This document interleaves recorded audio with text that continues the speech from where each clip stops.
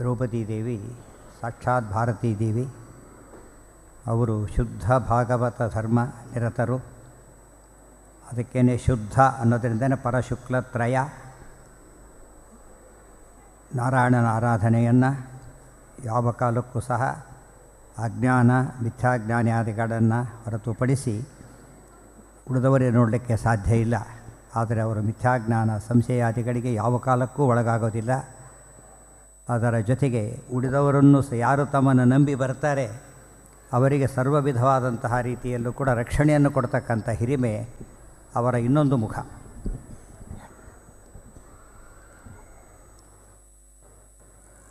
ಅದನ್ನೆಲ್ಲವನ್ನೂ ಕೂಡ ಬ್ಯಾಲೆನ್ಸ್ ಮಾಡ್ಕೊಂಡು ಹೋಗಬೇಕು. ಅದು ಅಸಾಧಾರಣವಾದಂಥ ಕಾರ್ಯ. ದ್ರೌಪದಿ ದೇವಿಯ ವಿಶೇಷ ಹಿರಿಮೆ ಮೊದಲೇ ಹೇಳಿದಂತೆ ಅವರು ಅವತಾರ ಮಾಡಿದ್ದು ಕೂಡ ವಿಶೇಷ ಕಾರಣದಿಂದ. ಪಾರ್ವತಿ, ಶಚಿ, ಶ್ಯಾಮಲ, ಉಷಾ 4 ಜನ ದೇವತಾ ಸ್ತ್ರೀಯರುಗಳು.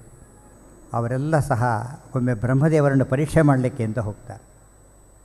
ಏಕದೇಹಸ್ಥಾಹ, ಒಂದೇ ದೇಹದಲ್ಲಿ ಸೇರ್ಕೋತಾರೆ.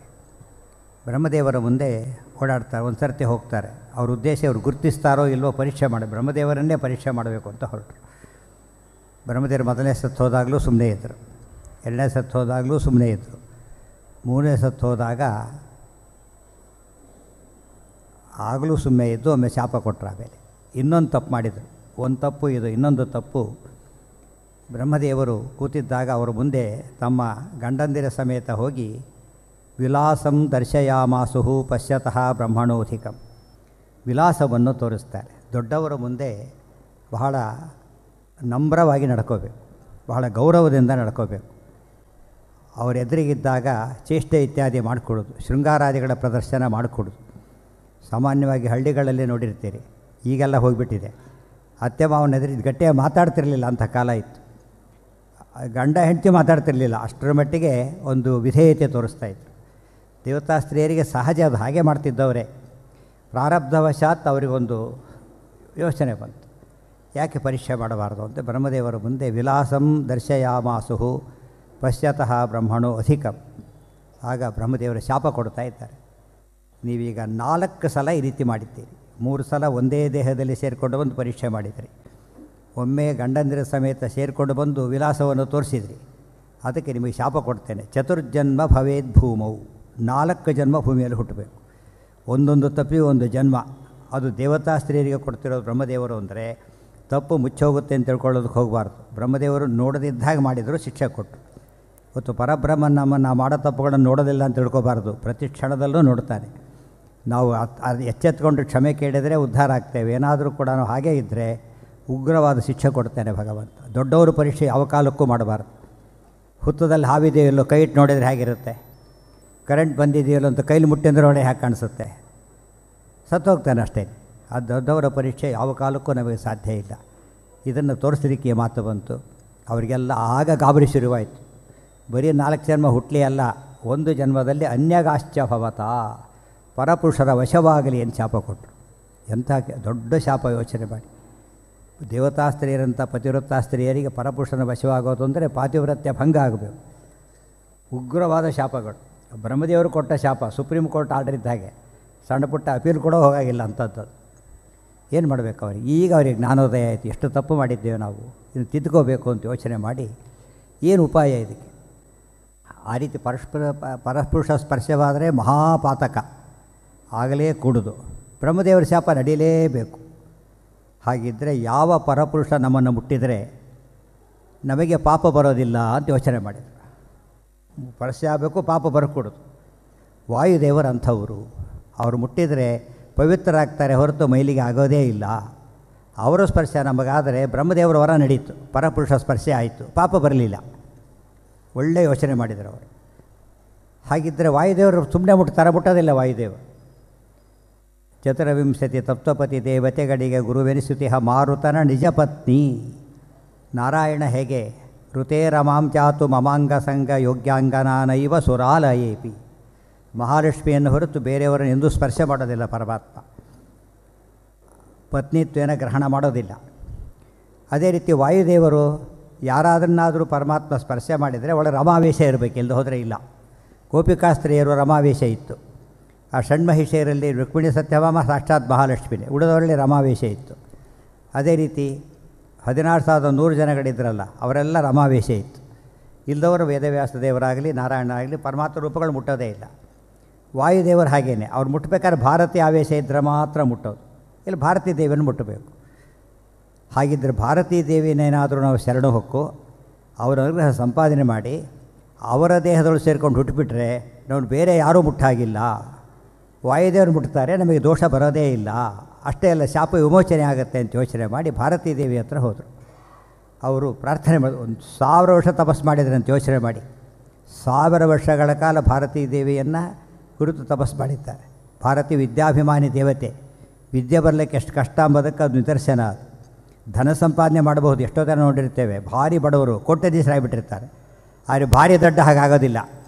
ವಿದ್ಯಾದಾಸರಂಥವ್ರಾದರೆ ಅವರು ಮನುಷ್ಯರಲ್ಲ, ದೇವತೆಗಳಾದ್ದರಿಂದ ಅವ್ರ ಕೇಸ ನಾವು ಅರ್ಥ ಮಾಡ್ಕೊಳ್ಳೋಕೆ ಹೋಗಬಾರ್ದು. ವಿದ್ಯೆ ಎಂಬುದು ಇವತ್ತು ದುಡ್ಡು ಕೊಡ್ಬೋದು, ವಿದ್ಯೆ ಕೊಡ್ಲಿಕ್ಕೆ ಬರುತ್ತಾ? ಸಾಧ್ಯ ಇಲ್ಲ. ಅಪ್ಪ MA PhD, ಮಗ ಓದಿಲ್ಲ, ಸತ್ರ ಅಪ್ಪನ ಆಸ್ತಿ ಎಲ್ಲ ಬರುತ್ತೆ, ವಿದ್ಯೆ ಬರೋದಿಲ್ಲ, ಇವನು MA PhD ಆಗೋದಿಲ್ಲ. ಅದು ವಿದ್ಯೆ ನಾನ್ ಟ್ರಾನ್ಸ್ಫರಬಲ್, ಗೊತ್ತಾಯ್ತಾ? ನಾನ್ ಟ್ರಾನ್ಸ್ಫರಬಲ್. ಭಾರತೀ ದೇವಿನ ಒರೆಸ್ಬೇಕಾದ್ರೆ ಎಷ್ಟು ಕಷ್ಟ. ಅದಕ್ಕೇ ವಿದ್ಯೆಯನ್ನು ಸಂಪಾದನೆ ಮಾಡೋದು ಅಂದರೆ ನಹಿ ಜ್ಞಾನೇನ ಸದೃಶಂ ಪವಿತ್ರಭಿಹ ವಿದ್ಯೆ, ಹೈಯೆಸ್ಟ್.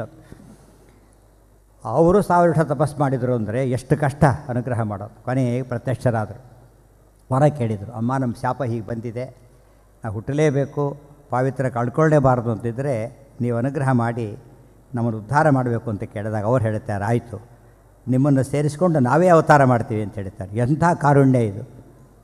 ದೊಡ್ಡ ಡಾಕ್ಟ್ರು ಮನೆ ಬಂದು ಔಷಧಿ ಕೊಡ್ತೀವಿ ಅಂದರೆ ನಿಮಗೆ ಭಾರಿ ಖುಷಿಯಾಗಿಬಿಡುತ್ತೆ. ಅಂಥವ್ರು ಬರ್ತಾರೆ ಮನೆಗೆ ಅಂತೇಳಿ. ಒಂದು ಸರ್ತಿ ವಿಸಿಟ್ ಆದ ಸತ್ಯಲೋಕದಿಂದ ಬರಬೇಕು ಅವರು. ಅವ್ರು ಯಾರೋ ಇಂದ್ರಾದಿ ಲೋಕದಲ್ಲಿರೋರಲ್ಲ, ಬೇರೆ ದೇಶದವರಲ್ಲ, ಬೇರೆ ಲೋಕದವರು, ಹೈಯೆಸ್ಟ್ ಲೋಕ.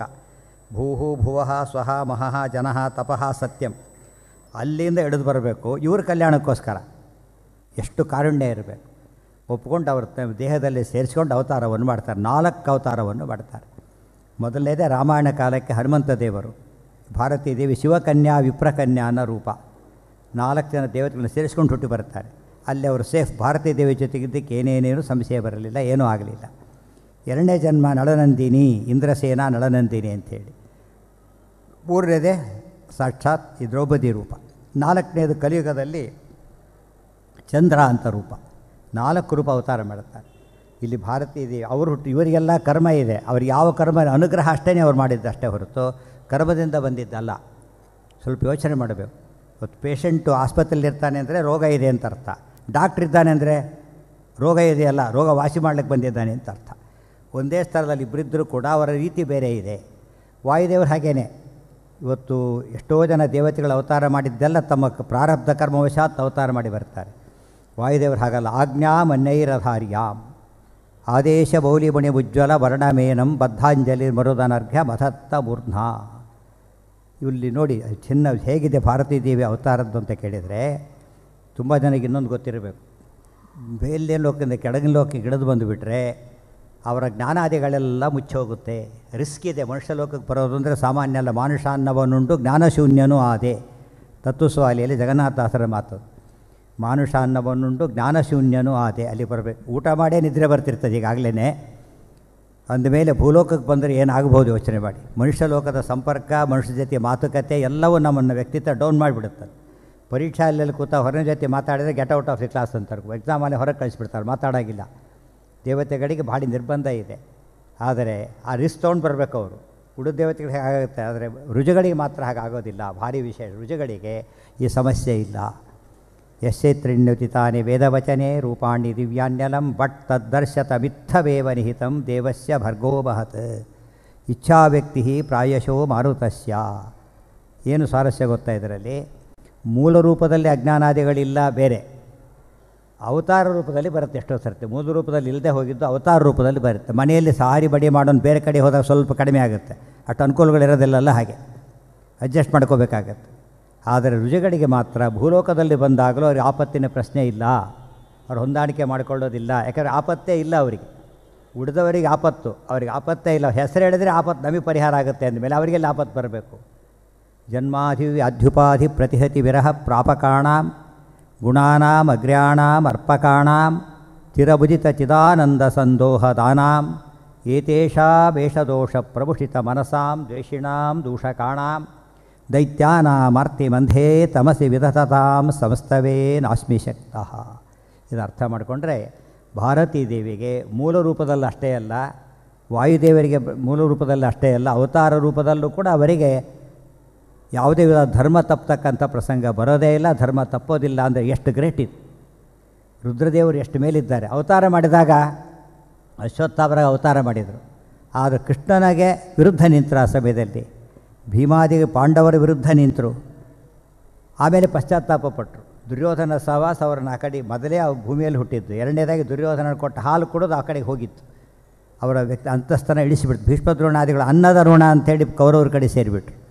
ಆದರೆ ವಾಯುದೇವರಿಗೆ ಭಾರತೀ ದೇವರಿಗೆ ಸಮಸ್ಯೆ ಬರೋದಿಲ್ಲ.